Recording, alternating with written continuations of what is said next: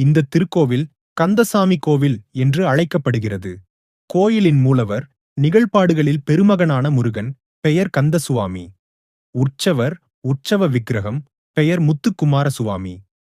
கோயில் இருப்பிடம் ராசப் தெருவில் சென்ட்ரல் ரயில்வே ஸ்டேஷனுக்கு அருகில் உள்ளது. இக்கோவில் சுமார் 450 ஆண்டுகள் வயது என்று சில பிரபல வலைத்தளங்கள் குறிப்பிடுகின்றன. இடம், வீதிகள் போன்ற பல்வேறு குருக்கள், சாமிகள் இப்பகுதியில் பாடியுள்ளார். உதாரணமாக இராமலிங்கடிகள், பாம்பன் குமரகுருதாசர் இதரவர்கள் இக்கோயிலை பாடியதாக குறிப்பிடப்பட்டுள்ளது.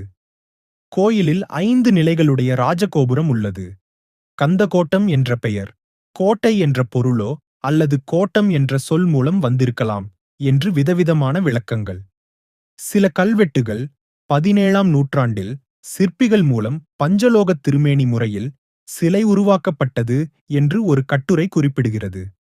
அந்தச் சிலையை வெளியே எடுத்தபோது சில சிறிய விஷமஸ் நிகழ்வுகள், பிசிறுகள், தீப்பற்றுதல் போன்ற நடந்தது என்று அந்த கட்டுரை விவரிக்கிறது.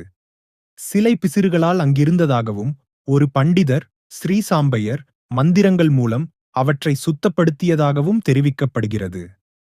சிற்ப வல்லுனர் அதிகாரப்பூர்வ பெயர் தொடர்பாக சரியான வழக்கமான ஆதாரம் என நான் காணவில்லை.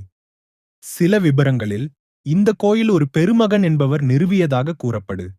லைக் பண்ணுங்க, ஷேர் பண்ணுங்க, சப்ஸ்கிரைப் பண்ணுங்க.